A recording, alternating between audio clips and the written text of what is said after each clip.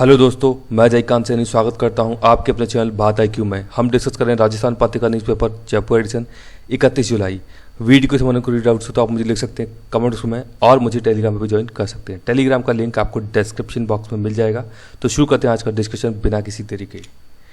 Page number हम पे बात की जा रही है, ये इंपॉर्टेंट न्यूज़ है। यहाँ पे लवलीना है जो कि पदक लेकर लौटने वाली हैं भारत के लिए। अब देखते हैं कौन सा पदक होगा वो। तो इनका पूरा नाम है, ये बॉक्सर है एक, लवलीना बोरगोहेन, ये इनका नाम है, लवलीना बोरगोहेन।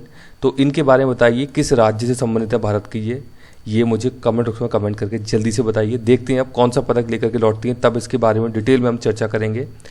तो मुझे बताइए किस राज्य से संबंधित है ये। यहाँ बात की जा रही है, ये बोर्ड एग्जाम्स का यहाँ पे परिणाम आ गया है। तो ये बात की जा रही है CBSE के बारे में। राजस्थान का 10th का भी अभी डिक्लेयर हो गया है, तो बहुत अच्छे रिजल्ट इस बार गए हैं।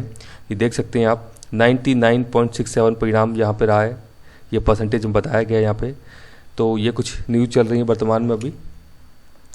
ये एक न्यूज़ है जो कि राजस्थान सरकार के द्वारा यहाँ पे क्या किया गया है कि जो न्यूनतम मजदूरी है श्रमिकों की, लेबर की, वो 27 रुपये प्रतिदिन के द्वारा बढ़ाने की घोषणा की गई है। तो प्रदेश के सभी श्रेणियों के श्रमिकों के लिए न्यूनतम मजदूरी बढ़ा दी गई है। बढ़ी हुई दरें 1 जुलाई 2020 से लागू होंगी, ये बात बोली गई है। मुख्यमंत्री गहलोत ने हर श्रेणी की दरों में 27 रुपये प्रतिदिन की बढ़ोतरी की है। तो नई दरों से प्रत्येक श्रेणी को न्यूनतम मजदूरी में 702 रुपये प्रति माह का यहाँ पे लाभ होगा, ये बात बोली जा रही है। तो आपको पता होगा ये इंपॉर्टेंट चीज़ें हो जाती हैं कि इस प्रकार से जब मजदूरी बढ़ा दी जाती है तो इस प्रकार के प्रश्न भी आपसे पूछे जा सकते हैं। तो मुझे बताइए, ये मजदूरी बढ़ाने से पहले राजस्थान के अंदर कितनी मजदूरी थी प्रतिदिन श्रमिकों की? न्यूनतम जो मजदूरी थी, इसमें कई सारे कैटेगरी हैं, लेकिन न्यूनतम मजदूरी आप मेरे को बताइए कितनी थी, और ये 27 बढ़ाने के बाद वो अब कितनी हो गई है, ये मुझे कमेंट करके जल्दी से बताइए। यहाँ पे एक फ्लोर रेट का भी नया कॉन्सेप्ट है। ये एक्चुअली फ्लोर रेट निकल के आई है कहाँ से? ये निकल के आई है, अभी एक वेज कोड निकल के आया है सेंट्रल लेवल पे। यहाँ पे वेज कोड है ये 2019 का। तो इसके अंदर मिनिमम वेजेज एक्ट और पेमेंट ऑफ वेजेज एक्ट है। पेमेंट ऑफ वेजेज एक्ट है यहाँ पे 1936 का, मिनिमम वेजेज एक्ट है यहाँ पे 1948 का। तो दो एक्ट है, इंपॉर्टेंट एक्ट है, वेजेज के संबंध में बात करते हैं। तो वेजेज कोड है 2019 का, इसके तहत फ्लोर रेट की बात भी की गई है। फ्लोर रेट में बोला गया है कि इतनी मजदूरी से आप कम नहीं देंगे, यानी केंद्र सरकार के द्वारा ये फ्लोर रेट यहाँ पे तय की जाती है और बोला जाता है कि राज्य इस फ्लोर रेट से कम नहीं रख सकते हैं मजदूरी, इससे ज़्यादा जरूर हो सकती है, ये बात भी बोली जाती है। तो फ्लोर रेट के बारे में आपको आइडिया होना चाहिए यहाँ पे। तो ये कुछ चीज़ें हैं, तो बताइएगा मैंने जो आपसे प्रश्न पूछे हैं इस मजदूरी के बारे में कि कितनी मजदूरी है वर्तमान में ये घटाने के बाद, ये जो बढ़ा दी गई है उसके बाद में, क्योंकि ये चीज़ अभी इंपॉर्टेंट हो जाती हैं।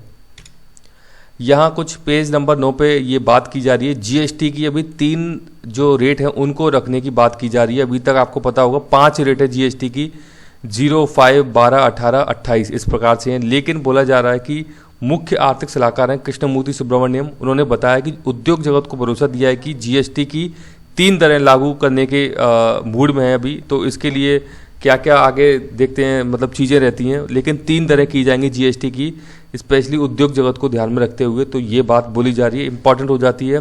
यहाँ बात की जा रही है भारत और अमेरिका करेंगे मेज़बानी किस चीज़ की? तो ये बात करेंगे इंडो पैसिफिक बिजनेस फोरम को वर्चुअली को होस्ट करेंगे अब भारत और अमेरिका। यहाँ इनके बारे में बात की जा रही है। फोरम अब अपने 4थे साल में है, जो पूरे भारत प्रशांत क्षेत्र में संयुक्त राज्य अमेरिका और उसके भागीदारों के बीच व्यापार, निवेश और आर्थिक सहयोग को बढ़ावा देगा। यानी ट्रेड, इन्वेस्टमेंट और इकोनॉमिक जो कोऑपरेशन है, इसको बढ़ाने के लिए इस प्रकार की ये बैठक की जाएगी। यहाँ पे ये कुछ और इम्पोर्टेंट न्यूज़ हैं, इसके बारे में देख लेते हैं। एक तो है इंश्योरेंस कंपनी में भी ये प्राइवेटाइजेशन की बात की जा रही है बैंकों के बाद में। तो ये बात की जा रही है सार्वजनिक बीमा कंपनी के निजीकरण की दिशा में आगे बढ़ते हुए केंद्रीय कैबिनेट ने जरूरी general insurance business nationalisation act में बदलाव को मंजूरी दे दी है यहाँ पे। तो अब इंश्योरेंस कंपनियों का भी यहाँ पे निजीकरण किया जाएगा, ये बात बोली जा रही है। कुछ नए नियम है 1 अगस्त से लागू होने वाले हैं, ये बात बोली जा रही है। LPG बैंकिंग टैक्सेशन को लेकर के बात यहाँ पे की जा रही है। सबसे पहली बात कि हर महीने की पहली तारीख को LPG के रेट्स में बदलाव देखा जाता है, लेकिन मई जून में कोई बदलाव नहीं किया गया। तो देखते हैं अब आने वाले समय में क्या होगा। यहाँ पे अगस्त को कुछ चेंजेस हमें देखने को मिल सकते हैं, कम या ज़्यादा या सेम रहेंगी रेट्स, तो ये आएंगी। इसके अलावा बता रहे हैं कि छुट्टी के दिन भी अब वेतन आएगा, किस कारण से आएगा ये बात बोली जा रही है यहाँ पे। तो यहाँ पे कुछ ऐसा सिस्टम बनाने जा रहे हैं कि सपोज संडे के दिन यदि आपका होता है ना कि 31 तारीख संडे के दिन आ रही है, तो या 1 तारीख संडे के दिन आ रही है, तभी भी आपका जो सैलरी है वो संडे के दिन ट्रांसफ़र हो जाएगा आपके अकाउंट्स में। अब तक ऐसा होता है कि जब नेक्स्ट डे जब बैंक्स ओपन होती हैं तब आपका ये ट्रांसफ़र होता था, लेकिन अब ये बात बोली जा रही है राष्ट्रीय स्वचालित निपटान व्यवस्था 7 दिन उपलब्ध होगी। अभी यह सुविधा बैंकों के कामकाजी दिनों में ही उपलब्ध होती थी, तो ये बात बोली जा रही है। यहाँ बात कर रहे हैं टैक्स बकाये पर देना होगा जुर्माना। यदि किसी का टैक्स असेसमेंट जब हम करते हैं 1 साल के अंदर यदि 1 लाख का उसका टैक्स बन रहा है और उसको नहीं पे किया गया है तो उस पर ये पेनल्टी लगाने की बात भी यहाँ पे की जा रही है।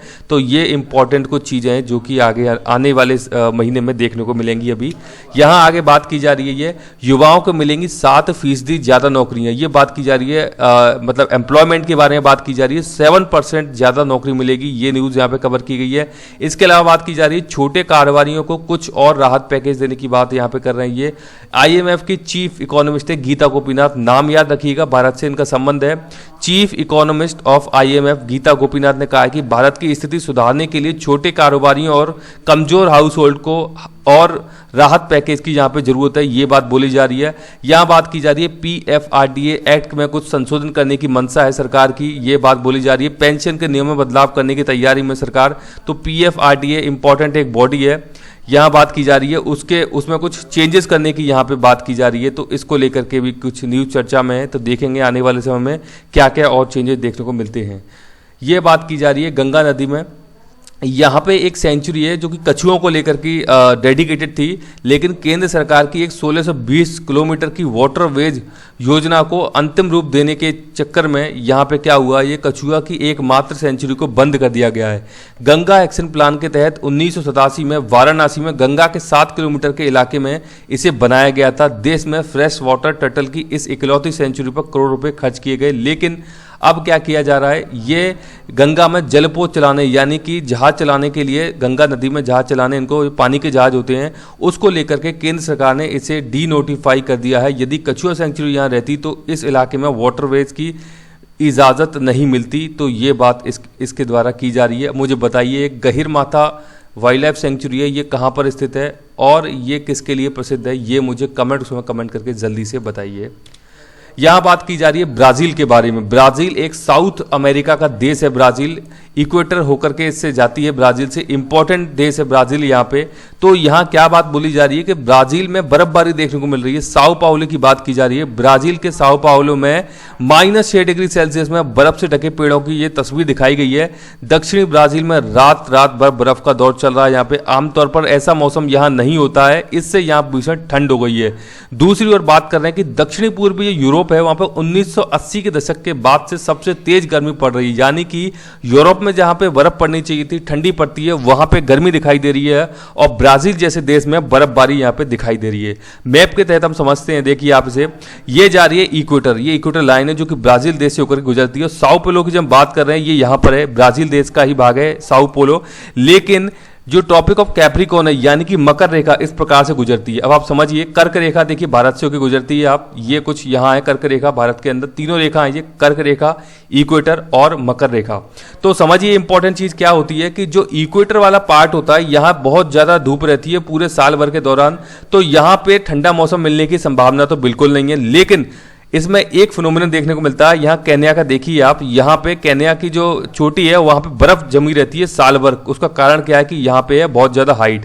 यदि इक्वेटर पर कोई भी हाइट की चीज़ है तो वहाँ पे बर्फ जम सकती है, इसमें कोई दो राय नहीं है। लेकिन नॉर्मली हम बात करें तो इक्वेटर वाले जो एरियाज है यहाँ पे आपको ठंडा एरिया, बर्फीला एरिया नहीं दिखाई देगा। लेकिन साओ पोलो की हम बात करें तो ये आप देख सकते हैं, ये है मकर रेखा, यहाँ से होकर के जा रही है, ऑस्ट्रेलिया वाला एरिया आ गया, साउथ अफ्रीका वाला एरिया आ गया। तो यहाँ पे बात की जा रही है, थोड़ा सा इक्वेटर से हम यहाँ आगे आ जाते हैं तो यहाँ पे ठंडा मौसम देखने को मिल सकता है, लेकिन बर्फबारी इस बार देखी जा रही है। तो नया फिनोमिनन देखने को मिल रहा है, क्लाइमेट चेंज के कारण देखने को मिल रहा है। आप समझ सकते हैं यहाँ कर्क रेखा भारत से गुजरती है, फिर इसके ऊपर जब वो उत्तराखंड वाले एरिया में आते हैं तो यहाँ भी कुछ हद तक बर्फ यहाँ पे दिखाई देती है, आइस दिखाई देती है। तो इस प्रकार से ये आप देख सकते हैं क्या क्या चेंजेस देखने को मिल रहे हैं अभी। तो मुझे आशा है कि वीडियो आपको अच्छा लगा होगा। यदि वीडियो अच्छा लगा है तो जरूर से लाइक करें, शेयर करें, सब्सक्राइब करें ताकि और भी लोग वीडियो का फायदा उठा सकें। आप मुझे अपने सुझाव कमेंट में भेज सकते हैं या मुझे ईमेल भी कर सकते हैं। इसी के साथ धन्यवाद, मिलते हैं अगली वीडियो में।